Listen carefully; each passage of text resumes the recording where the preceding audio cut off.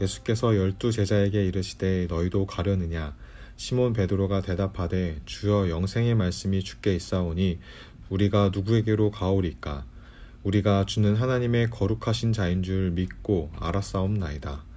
예수께서 대답하시되 내가 너희 12를 택하지 아니하였느냐?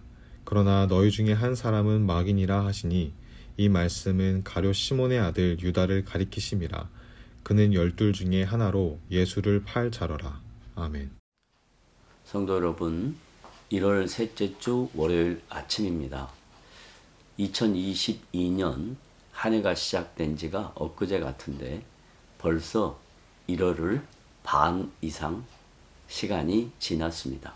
오늘 말씀은 지난주 금요일 요한복음 6장 마지막 부분에 이은 마지막 내용입니다.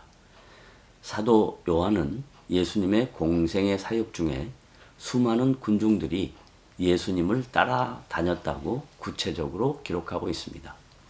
그들이 예수님을 따랐던 본질적인 이유는 로마 압제로부터 정치적으로 독립할 수 있을까 하는 기대감과 여러 이적과 표적을 보고 대단한 선지자 중에 한 사람으로 자신들의 필요와 욕구를 채워줄 수 있는 분이라는 소망 때문이었습니다.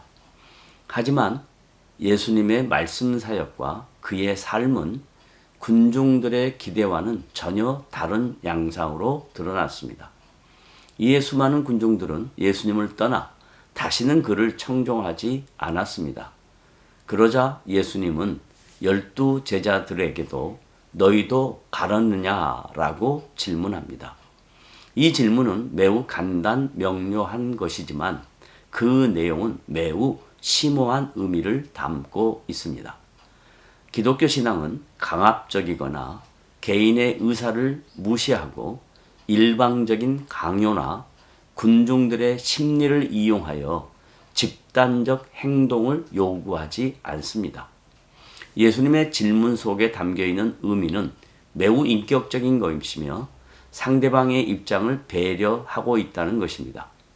12 제자 중 나이가 많고 성격이 다혈질인 베드로가 앞장서서 주여 영생의 말씀이 주께 있사오니 우리가 누구에게 가리까? 라고 반문합니다. 사도 요한이 본문에서 지적하는 베드로의 고백은 마태가 기록한 마태복음 16장 16절에서 주는 그리스도시요 살아계신 하나님의 아들이시다라는 고백과 동일한 신앙의 고백입니다. 이 고백은 베드로의 순전한 마음에서 우러나오는 표현이지만 바요나 시몬아 내가 복되도다 이를 내게 알게 하신 이는 혈육이 아니요 하늘에 계신 내 아버지시니라고 기록하고 있습니다. 이 예수님의 지적은 성령 하나님께서 베드로의 마음을 감동시켜서 고백하게 된 신앙 고백이라고 증거합니다. 또한 베드로의 고백에 따라 우리가 주는 하나님의 거룩하신 자인 줄 알고 있었사옵나이다 라고 시인합니다. 제자들의 이 고백은 예수님을 마스터 정도로 이해하다가 로드라는 개념으로 바뀌는 놀라운 사건입니다. 로드란 삶의 주인이시다라는 뜻이며 그분의 통치를 전적으로 순응하겠다라는 인격적인 신앙 고백의 행위이기도 합니다.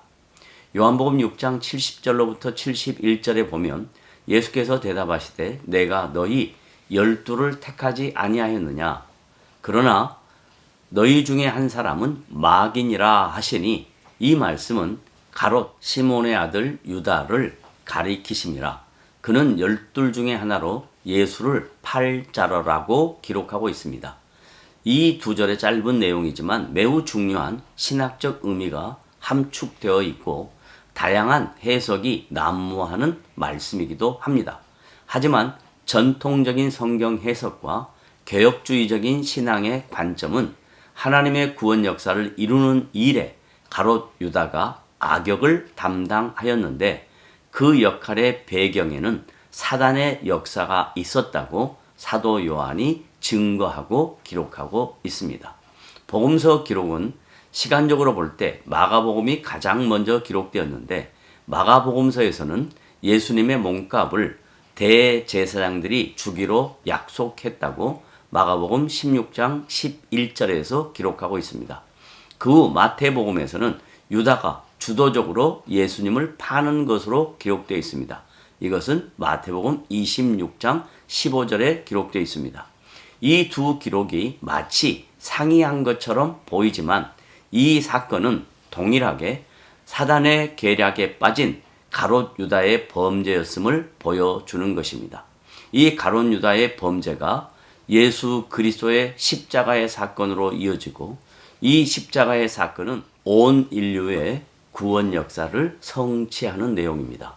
이 구원 역사로 인하여 저와 여러분은 하나님의 자녀가 되었고 우리의 삶에 예수 그리스도가 주인이신 것을 고백하고 그 주인 되신 주님이 오늘도 우리의 인생을 성실하게 이끌어 가실 것을 믿고 감사하며 살아가는 복된 지체들이 되시기를 주님의 이름으로 부탁을 드립니다.